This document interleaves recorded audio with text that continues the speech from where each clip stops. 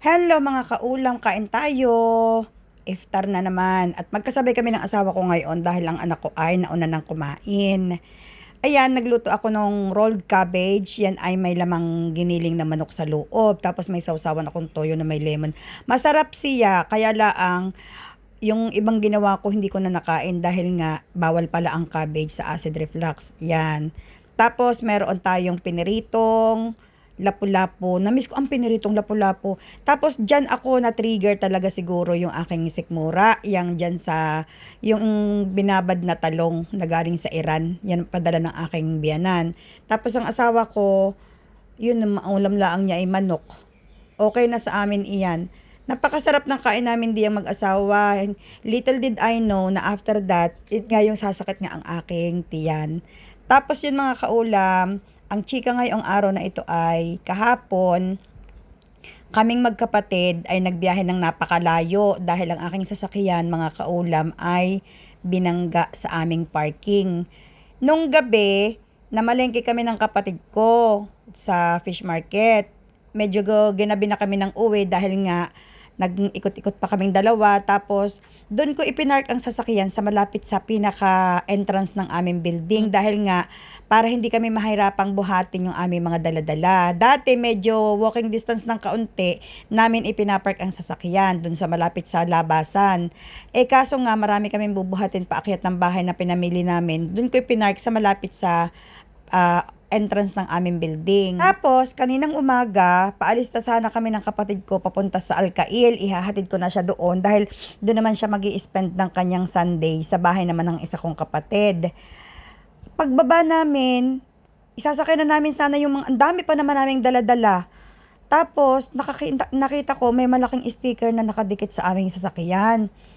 Nako, sabi ko, ano kaya itong sticker na ito? Akala ko nung una, fine na hindi pwedeng i-park ang sasakyan doon. Pero, ang dami naman na nagpa-park doon at saka yun talaga ang pinagpa-parkingan ng ibang tao ng sasakyan. At saka ang ganda naman ng pagkakapark ko. Wala namang violation sa pagkakapark ko ng sasakyan. Tapos, binasa ko yung sticker na nakadikit. May aksidente daw ang aking sasakyan. Pero, ang sasakyan ko daw is not at fault. Hindi daw siya ang may kasalanan. So, umikot ako sa sasakyan. Alin din na aksidente. Ayun, nakita ko, basag ang puwitan. Tapos, parang inararo nung Mercedes-Benz na nasa hulihan ng sasakyan.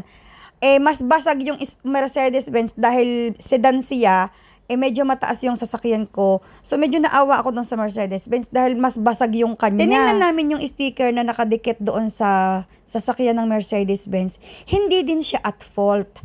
Hindi din daw siya ang may kasalanan. Tapos, ang nakalagay sa plate sa sticker ng aming sasakyan ay hindi plate number ng Mercedes-Benz, ibang plate number. Nag-isip kami ng kapatid ko, sino ang may kasalanan? Bakit ibang plate number ang nakalagay dito? Inawagan ko na ang asawa ko dahil hindi ko na alam kung ano ang aking gagawin. Sabi ko, bumaba ka muna dito at ang sasakyan ay na-aksidente dito sa parking. Naku, high blood agad si Ibrahim. Agad ako'y sinisisi. Sabi ko, huwag mo akong sisisihin. Bumaba ka muna dito. Agad din uminit ang ulo ko dahil kilala ko ang asawa ko mga kaulam. Sobrang ingat niyan sa sasakyan. Ako din naman mga kaulam, sobrang ingat ko din sa sasakyan. Kaya ang sasakyan namin kahit 7 taon na yan, ano yan yung 7 o 8 taon na ang sasakyan namin, mukha pa rin siyang bago kahit sa loob. Dahil nga sobrang ingat namin mag-asawa sa sasakyan. At dito, sobrang mahal naman dito ng sasakyan, kaya iniingatan namin. Pagbaba ng asawa ko, sabi ko, ikaw ang umunawa dahil iyang tawagan mo yung number para magka-Arabican kayo. Sabi kong ganyan, unawain mong lahat kung ano yung sasabihin. Dahil ang nakalagay doon sa sticker, tawagan sila para ipaliliwanag na sa amin kung anong aksidente ang nangyari.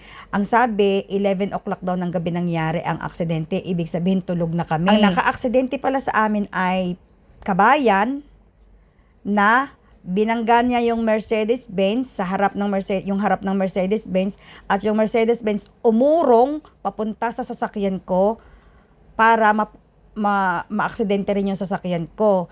Talaga naman mga kaulam, pangalawang aksidente na ito ng sasakyan namin sa parking. Parehas kabayan ang nakakadisgrasya sa amin. Unang aksidente ay 2008 pa nangyari. Yung nangyari naman noon, yung sasakyan namin wasak na wasak, hindi na tinanggap ng garage para gawin. Talagang wala na, hindi na kayang gawin, kaya binayaran na lamang ng insurance.